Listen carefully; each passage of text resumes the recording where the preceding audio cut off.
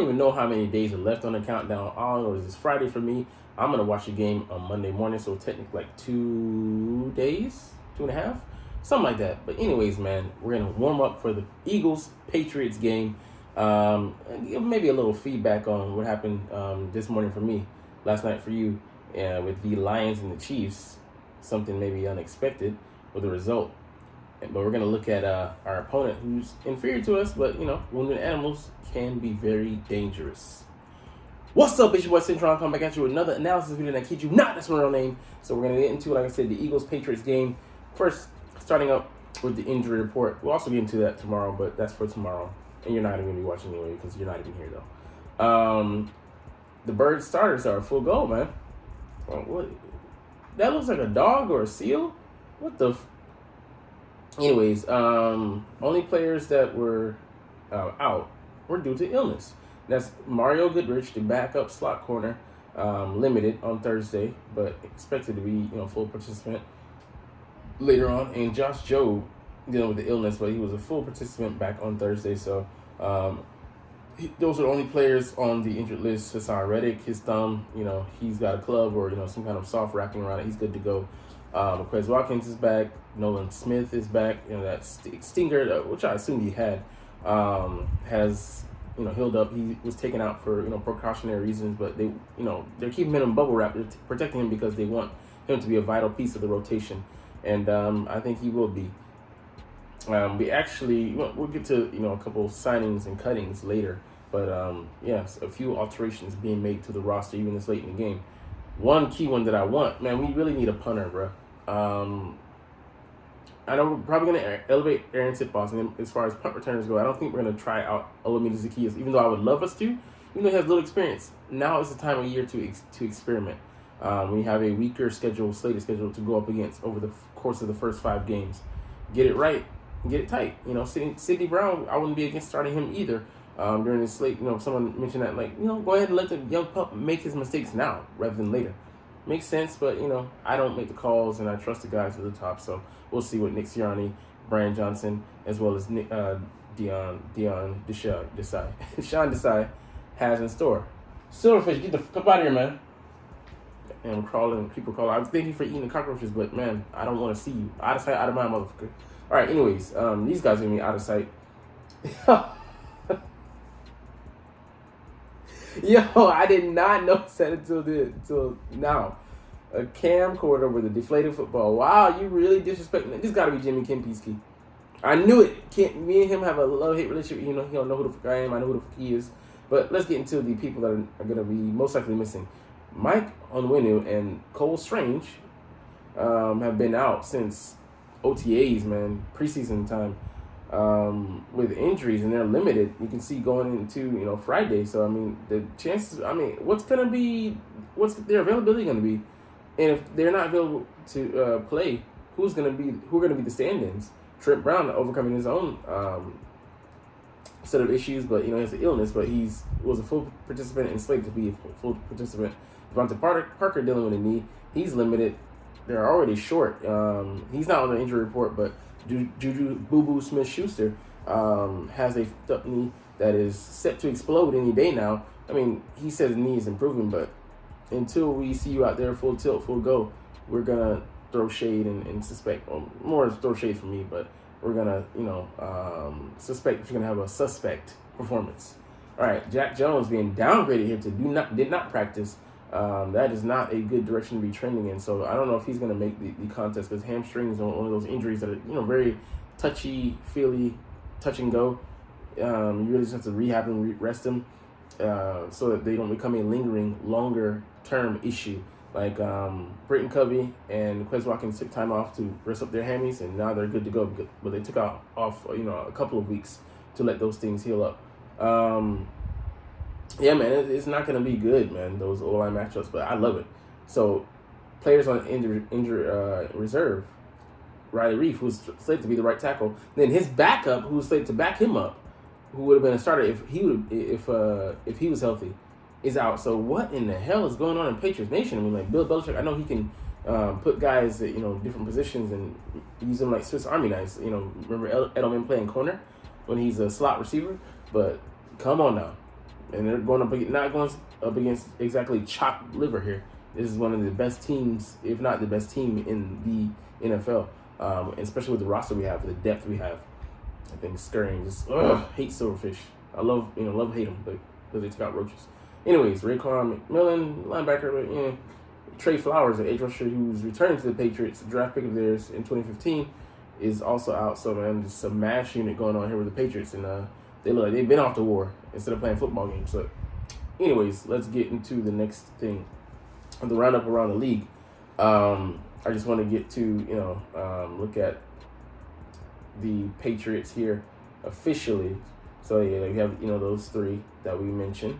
And then the Philadelphia Eagles making some moves on the practice squad. So we re-signed Kyron Johnson after cutting him a day or two ago, and also Tiawan Mullen, but we released Joseph Nagata. So, I mean, is this the end for him in Philly? He was the highest paid, unrestricted, undrafted free agent that we signed this offseason, but just didn't cut it.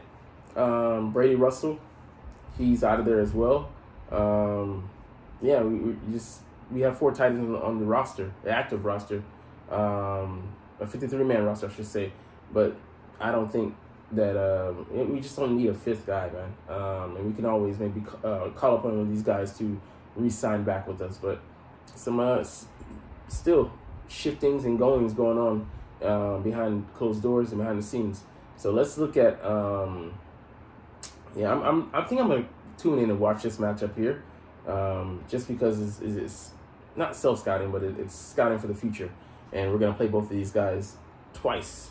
So that's 4 games. So I want to see, what they look like early and how things are shaking out for them. I want to really see the weapons on both sides of offense and how defenses actually, play, because I expect the defense to be actually better than the offenses at this point.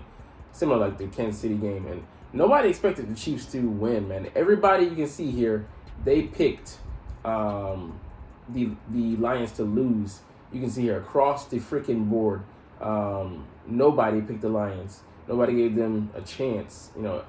Chiefs at home, yeah, I get it. But Travis Kelce being out, man, played a big factor. Kadarius Toney, similar to his time with the Giants, had stone hands and just came up unclutch as a failure on several key drives, man, and several key moments. And Kelce would have had that mind meld with Patrick Mahomes, as well as D-line not getting enough of a push on Goff.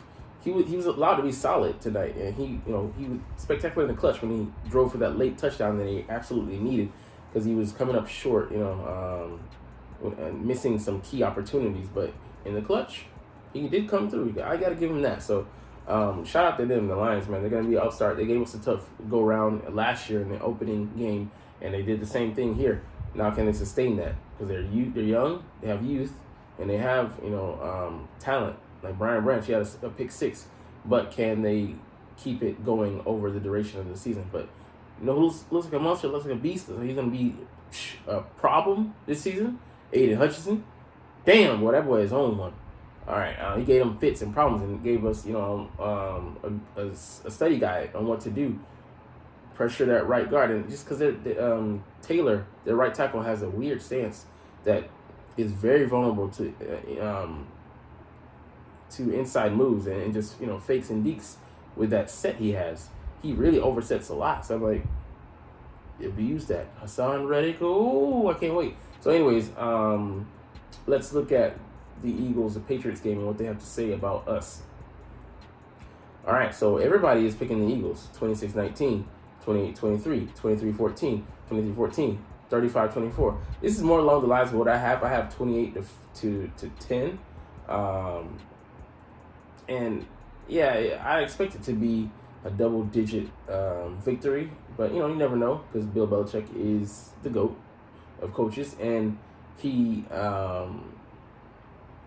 always has things up his sleeve, man. Just a tricky, feisty, conniving, scheming schemer. He schemes things, like the Joker says.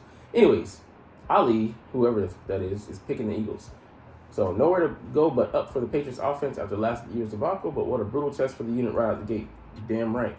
The Eagles' size and depth up front should pose problems for New England's run game, putting too much pressure on Mac Jones' shoulders. Yeah.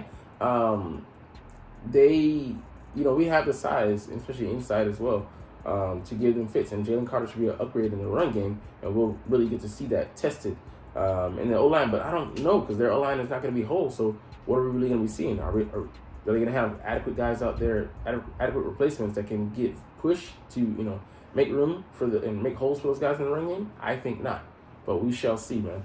Silverfish with a scurrying inch. All right. Anyways, quick passes and a heavy dose of 12 personnel could help the Patriots hang around, but they'll be throwing jabs against a team that thrives on landing haymakers, and that's true, man. We can beat you most of the ways. We can slow grind you with the run game, be explosive in the passing game, just bite off chunks, hit the intermediate stuff, hit 12 personnel, hit 31 personnel, go spread you out. So I mean, there's multiple attacks, multiple semblance of attacks we can go with. It all depends on how we want to attack you and how we want to use the clock and how fast we want the game to go or slow down.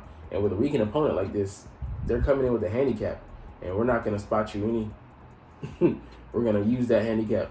But yeah, man, it might be tough sledding for that defense to try and to stop us. And then like the offense, they can't keep up. If they're on the field, or they keep their defense on the field by getting off the field too quick. That's the 49ers in the NFC Championship game last year. It could be a long, long game, fellas. And then you're not going to be feeling patriotic after it. All right. While I expect New England to be feisty this year, not even an offseason worth of game planning for Bill Belichick or the GOAT return to Foxborough's, one Tom Brady, can compensate for that talent gap, between these two clubs. And yeah, I think there is a gap. It's very noticeable, and they might be the worst team in the AFC East.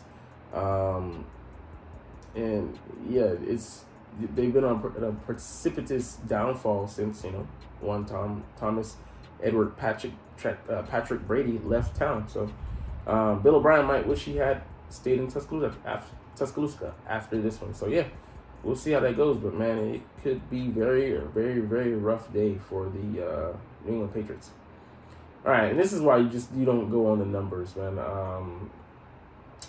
This guy here saying that he's going off of statistics and cold hard stats, which aren't living, which aren't breathing, and have no life to them.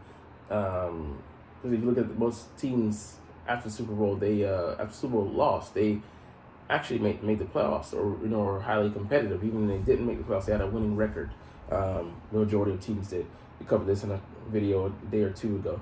But yeah, Super Bowl hangover, I don't believe in it. I mean, like, as far as like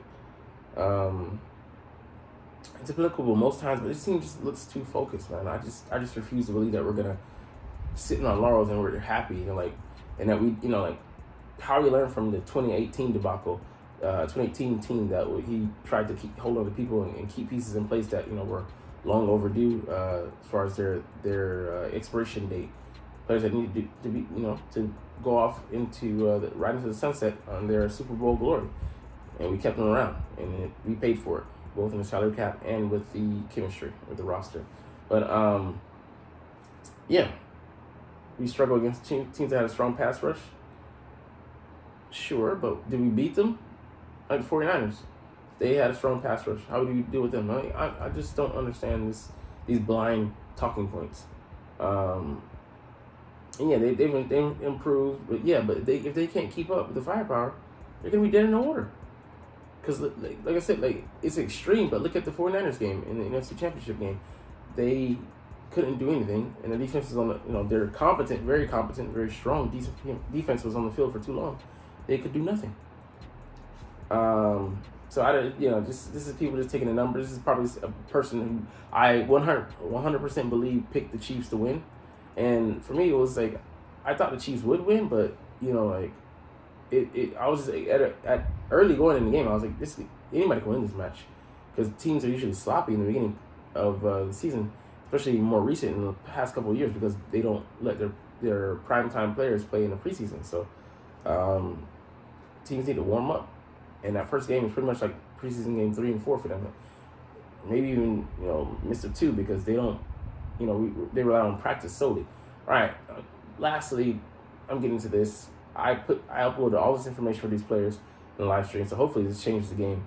We're gonna actually have some on screen data for you to look at, so it'll be some eye candy. Hopefully this attracts people and might end up staying for the broadcast. But anyways, I don't know, man. We'll see. But you're not even here though, so I'm just talking to myself. Nobody's here watching the end of the video. If you are, comment below, but I know you're not. Anyways, we'll get up out of here. I'll save you the trouble. As I always say, it's fly, Eagles, fly, and let's motherfucking go. Like, comment, share, and subscribe if you Thanks for watching. Check me out at Cintron, Cintron Anime, Cintron Life, or Cintron Laughs, or other social media.